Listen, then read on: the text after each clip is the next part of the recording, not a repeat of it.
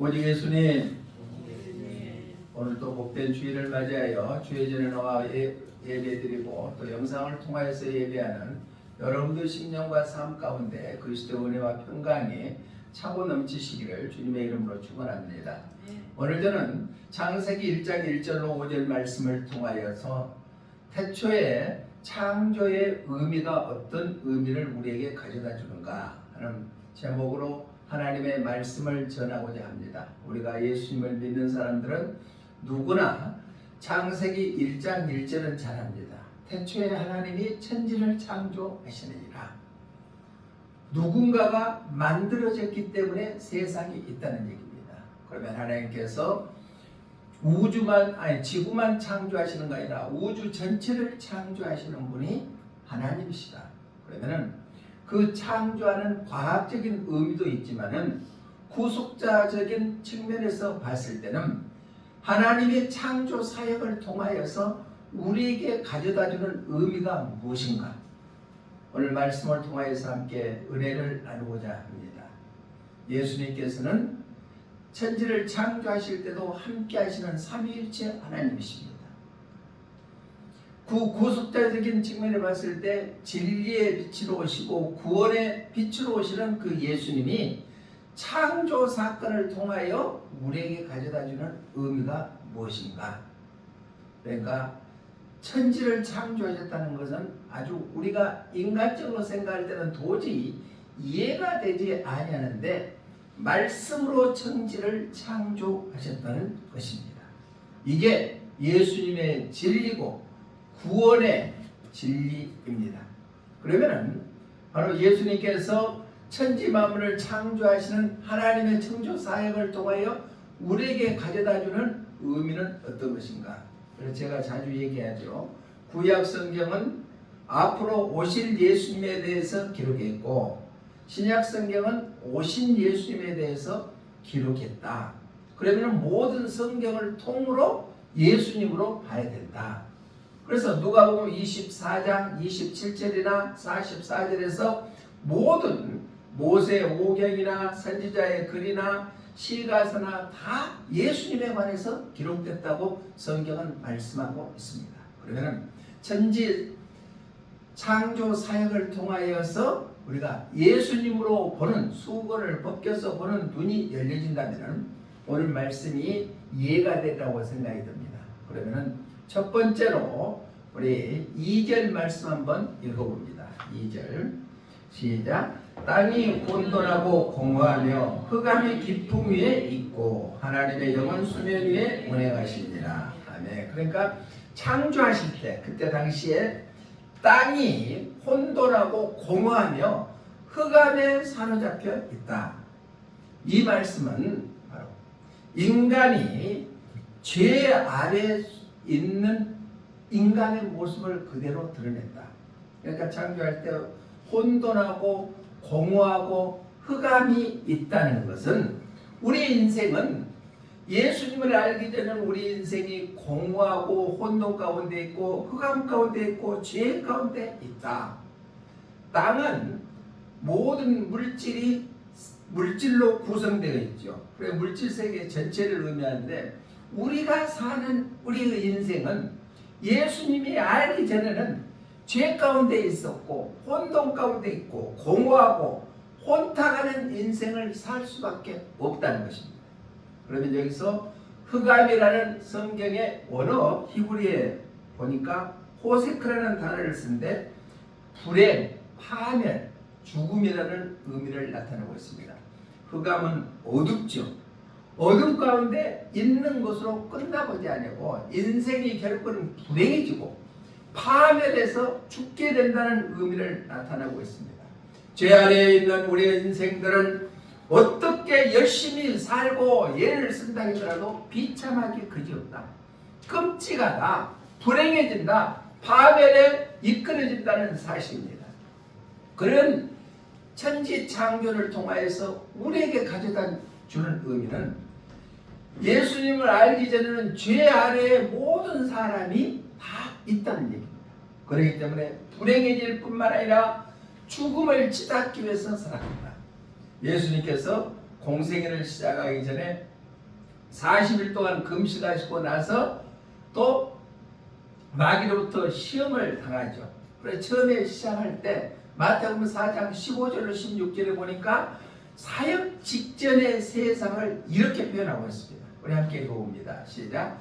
수불론 땅과 납달리 땅과 요단강 저편 해변길과 이방의 갈릴리여 흑암에 앉은 백성이 큰 빛을 보았고 사망의 땅과 그늘에 앉은 자들에게 빛이 비치었도다 하였느니라. 지금 예수님이 사역을 시작할 때 말씀하시는데 수볼론 땅, 납달리 땅, 요단강 저편 해변길, 여기는 이스라엘의 지도를 보면은요 외세하고 가장 가까운 땅입니다. 그러니까 외세 예국의 강한 나라들이 어쩌든지 침범할 수 있는 그런 땅이다. 그렇기 때문에 얼마나 불안해갔어요. 전쟁이 끊어지지 아니하는 그런 지역이 바로 스불론 땅, 납달리 땅, 요단강 저편이라는 이런 땅이었다. 예수님이 그런 흑암에 젖어 있는 땅에 큰 빛으로 오셨다는 거예요. 자, 천지창조를 하실 때 땅이 혼돈하고 공허하고 흑암에 사로잡혔다. 이것은 죄 아래 모든 인류의 모습을 그대로 드러내고 있다. 그리고 이어서 이방의 갈릴리여, 여기는 이방의 갈릴리는 구약에 거슬러 가면은 솔로몬 왕이 하나님의 성전을 지으기 위하여서 두로 왕 히람에게 그 백향목을 운송해 가지고 온 것이 바로 이방의 갈릴리거든요. 그 땅이 이제 솔로몬이 얼마나 감사했던지 두로 히람왕에게 이 땅을 너에게 성금을 주마 했는데 히람 왕이 그 땅을 보고 이렇게 척박한 땅이냐고 그렇게 한탄하는 땅이 이방 갈릴리입니다. 이러한 흑암에 사로잡혀 있는 그 땅에 마귀의 권세가 모든 것을 지배하는 고통 가운데 있는 죄와 죽음이 드릴 수밖에 없었다. 이게 천지창조 사역을 통하여서 땅이 공허하고 혼돈하며 흑암에 사로잡혔다. 죄 아래에 있는 모든 인류의 모습은 불행하기 짝이 없다. 죄와 사망의 그늘 아래 거할 수밖에 없다는 것을 드러내고 있습니다. 찬송가 525장 3절 가사에 보니까 이런 가사가 있습니다. 시작. 돌아와 돌아와 환난이 있는 곳과 죄가 있는 곳과 미혹받는 데서 집을 나간 자여 어서 돌아와. 그러니까 세상에 나가면은 바로 환난이 있고 죄가 가득한 곳, 또 미혹받는 그곳에서 속히 주님의 품으로 돌아오라는 것입니다. 인간은 죄 아래에 있었을 때 불행하기 그지없습니다. 처절한 고통 가운데 살아갈 수밖에 없습니다. 희망이 보이지 않는 상태를 죄 아래에 있는 그런 인류의 모습입니다. 사랑하는 성도 여러분, 우리가 사는 이 세상이 정의로운 사회 같아요? 아주 밝은 사회 같아요? 아닙니다. 어떤 학자는 이 세상을 거대한 공동묘지라고 표현했습니다. 사람이 병들어 죽고 사고로 인해서 죽고 고통 가운데 있고 모든 동물들이 시체로 바꿔졌고 이러한 처참한 거대한 공동묘지 같은 세상이 이러한 세상이다. 지금 우리가 살고 있는 이 세상도 마찬가지입니다. 제 아래에 있는 세상은 소망이 없다는 것입니다. 그런 것이 바로 창조 사역할 때도 흑암이 가득하고 공허하고 혼돈의 사회가 있는 것처럼 제 아래의 인류의 모습을 적나라하게 드러내고 있습니다. 사랑하는 성도 여러분, 이러한 혼돈하고 공허한 흑암의 그러한 세상에서 벗어날 길이 있다는 것입니다. 그게 창조 사역을 통하여서 우리에게 주는 메시지입니다. 그게 뭐냐? 두 번째는 그러한 처절한 고통 가운데 있는 인류를 죄에서 구원하기 위하여 예수님이 오셨다는 것입니다. 우리 본문 3절로 4절 한번 읽어봅니다. 본문 3절로 4절 시작. 하나님이 이르시되 빛이 있으라 하시니 빛이 있었고 빛이 하나님 보시기에 좋았더라. 아멘. 빛이 있으라 하심에 빛이 있었고 그것을 보고 하나님이 보시기에 좋았더라라고 말씀하고 있습니다. 죄 안에서 영원히 죽을 수밖에 없고 고통과 저절한 끔찍한 인생을 살아가는 인류를 구원하기 위해서 예수님이 빛으로 오셨다는 얘기입니다. 참 빛으로 오셨다. 큰 빛으로 오셨다. 그 예수님을 나의 구주로 영접하는 우리들은 구원받은 하나님의 자녀로서 이 세상이 힘들고 어렵다 할지라도 저 천국의 소망을 갖고 살아가는 장보인들이 되게 될 줄로 믿습니다. 그 빛이 우리에게 비춰주고 그 빛이 우리 안에 계시기 때문에 우리는 험난하고 암간 세상에 산다 할지라도 우리에게는 소망이 있다는 것입니다. 그 소망을 포기하지 아니하고 승리하는 우리 믿음의 삶들이라 되시기를 주님의 이름으로 부탁을 드립니다. 여기에서 하나님 보시기에 빛을 보시고 좋았더라. 나는 좋았다라는 단어의 뜻을 보면 토브라는 히브리어를 쓰고 있는데 아름다운, 선한, 자비로운 이러한 의미를 나타내고 있습니다. 최고의 기뻐하는 것이라는 의미입니다. 빛과 같은 예수님의 광명이 비침으로 흑암 중에서 절망 가운데 빠져있는 인류를 구원하기 위해서 예수님께서는 빛으로 오셨다. 예수님은 빛이다. 우리가 성경의 구약 성경 제일 마지막 성경이 뭐죠? 말라기서죠. 말라기서 4장 2절에 보면은 이렇게 말씀하고 있습니다. 함께 읽어봅니다. 시작. 내 이름을 경외하는 너희에게는 위로를 가져다서 치유하는 방법을 주리니 너희가 나가서 요한간에서 아멘. 내 이름을 경외하는 너희에게는 공의로운 해가 떠올라서 치료의 광선을 비춰주시겠다. 이게 치료의 광선을. 자, 몸이 아프고 힘들고 그럴 때 말라기서 4장 2절 말씀을 묵상하면서 나 예수님 이름 경외합니다. 하나님 이름 경외합니다. 나에게 공의로운 해가 떠올라서 치료의 광선을 비춰서 깨끗하게 치료하여 주십시오. 라고 기도하시기를 바랍니다. 예수님은 빛이십니다. 치료의 광선을 바라십니다. 공의로운 해로 우리에게 다가섭니다. 그뿐만 아니라 예수님이 탄생했을 때 시므온이라는 사람은 바로 이방의 빛이라고 예수님은 표현하고 있습니다. 누가복음 2장 32절 한번 읽어봅니다. 시작.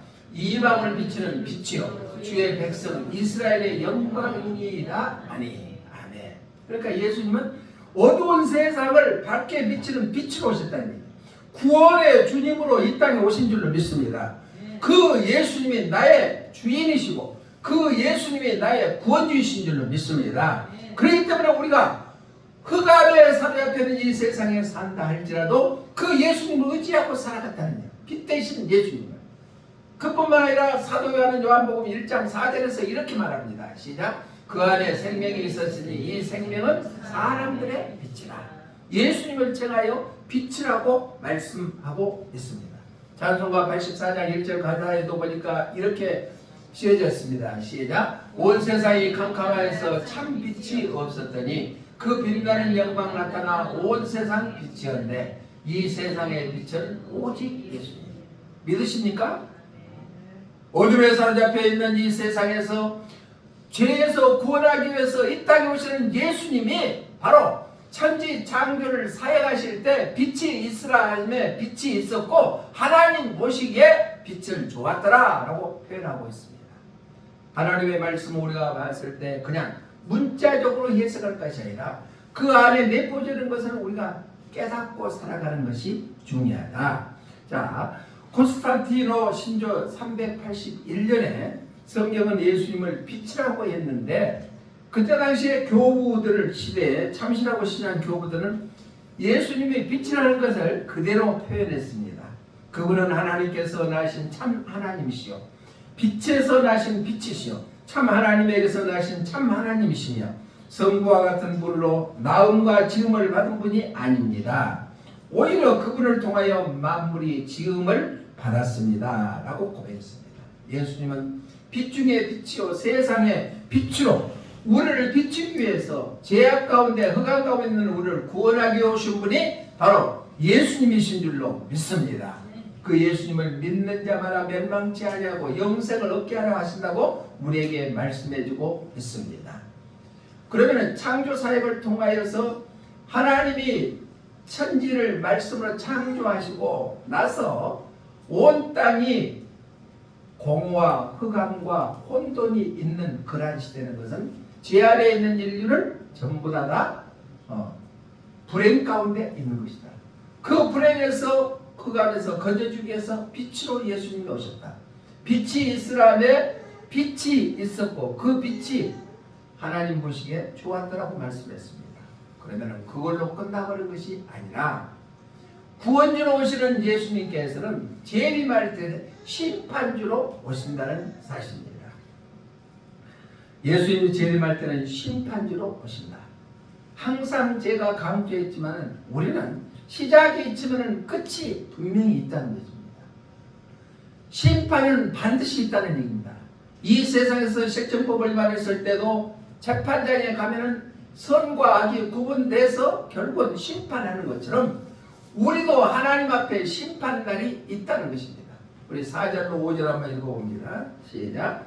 빛이 하나님 보시기에 좋았더라. 하나님이 빛과 어둠을 나누사 하나님이 빛을 낮이라 부르시고 어둠을 밤이라 부르시니라. 저녁이 되고 아침이 되니 이는 첫째 날입니다. 아멘. 4절 하반절을 보니까 하나님이 빛과 어둠을 나누셨다고 했어요. 나누었다. 그리고 하나님의 빛을 낮이라 부르시고 어둠을 밤이라고 불렀다. 이것은 분명코 나누었다. 나누었다는 것은 구분했다는 얘기입니다. 만약에 이 지구상에서도 백야 현상이 있는 지역이 있죠. 그런데 우리는 너무나 사계절이 뚜렷하잖아요. 요즘에는 많이 희석되어 갔지만은 그렇지만 밤과 낮이 없다 하면 얼마나 힘들겠어요. 밤에는 자고 낮에는 일할 수 있게끔 빛이 있음에 그 빛은 낮이 되고 어둠은 밤이라고 나누었다. 구분했다는 얘기입니다. 예수님이 재림할 때는 분명코 산자와 죽은 자를 구분하게 한다. 죄와 사망 가운데 있는 우리 인류를 구원하기 위해서 세상의 빛으로 오시는 예수님께서 다시 재림할 때는 심판주로 오신다는 약속의 말씀입니다. 나누사, 여기에 성경의 뜻을 보니까 빼달라는 단어를 쓰는데 분리하라, 구분하라, 절단하라. 예수님의 재림할 때는 선과 악을, 산자와 죽은 자를, 천국 갈 자와 지옥 갈 자를 분명히 나누신다. 우리가 마태복음 24장, 25장을 뭔 장을 했어요? 종말장이라고 했죠. 마태복음 24장은 앞으로 종말의 징조가 어떻게 이루어질까 하는 것을 기록했고 또 25장은 그러한 것을 통하여서 종말 때는 분명코 심판에 이른다는 내용이 기록되었습니다. 마태복음 25장을 보면 세 가지의 비유로 말씀합니다. 첫 번째는 슬기로운 5처녀, 미련한 5처녀 비유. 두 번째는 바로 5달란트, 2달란트, 1달란트, 달란트 비유. 세 번째는 양과 염소의 비유를 나타내고 있는 것이 마태복음 25장인데 마태복음 25장 11절로 12절을 보면 슬기로운 5처녀는 등불에 기름을 예비했기 때문에 잔치의 자리에 들어간대. 미련한 5처녀는 기름이 떨어져서 들어가지 못하는 내용입니다. 우리 11절로 12절 한번 읽어봅니다. 시작. 그 후에 남은 처녀들이 와서 이르되 주여 주여 우리에게 열어주소서. 대답하여 이르되 진실로 너희에게 이르노니 내가 너희를 알지 못하노라 하였느니라. 자, 한번 생각해 보세요. 우리에게 한번 적용해요. 자, 미련한 5처녀가 되어서 문이 닫혀버리니까 주여 주여 우리를 좀 열어주십시오 라고 했는데 대답하되 내가 너희를 알지 못한다고 겁입니다. 자, 10처녀 중에서 5처녀는 내가 너희를 알지 못한다. 우리가 이 세상 살아갈 때 그리 멍청하게 신앙생활 해갖고 주님 앞에 섰을 때 너 누구냐? 내가 너 도저히 알지 못한다 라고 하면 어찌실랍니까?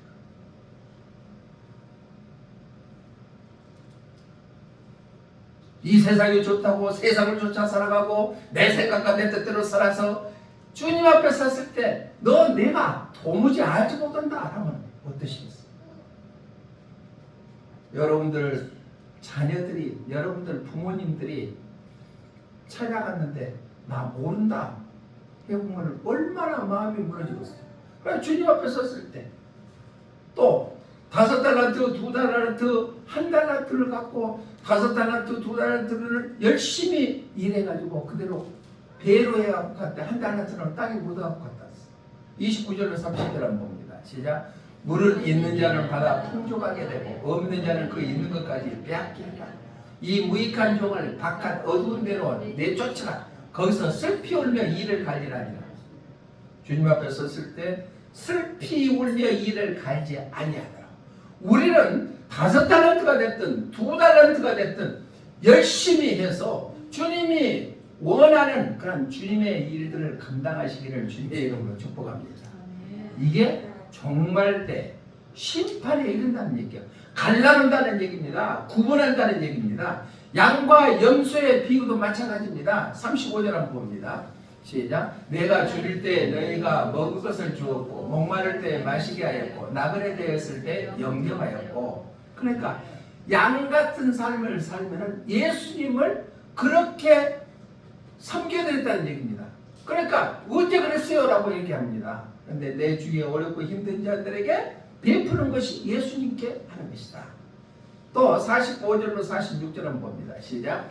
이에 임금이 대답하여 이르되 내가 진실로 너에게 이르노니 이 지극히 작은 자 하나에게 하지 아니한 것이 곧 내게 하지 아니한 것이라 하시리니 그들은 영벌에 의인은 영생에 들어가리라 하십니다. 아멘. 양과 염소의 비유를 통하여서 우리는 이 세상 사는 때 나보다 힘들고 어려운 이웃들에게 하는 것이 예수님께 하는 것이다. 지극히 작은 자에게 베푸는 것이 예수님께 베푸는 것이다. 그렇지 아니하는 자는 내벌에 쳐버리고 영벌에 처하고 의인들은 영생에 들어간다고 우리에게 약속해 주신 줄로 믿습니다.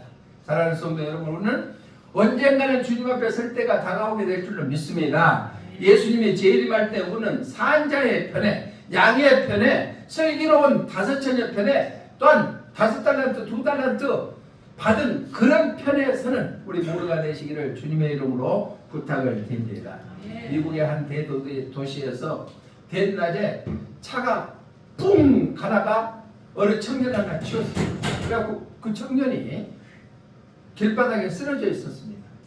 그런데 지나가는 신사 한 사람이 그 청년을 끄집어내서 살려줬습니다. 그러니까 그 청년이 얼굴을 졸하면서 아이고 감사합니다, 감사합니다, 평생 은혜를 잊지 않겠습니다 하고 한 달이 지나서 법정에 서게 되는데 그 신사는 재판관이었고 한 청년이 살인죄로 잡혀하는데 그 청년이 바로 그 신사가 생명을 구해주는 청년이었어요.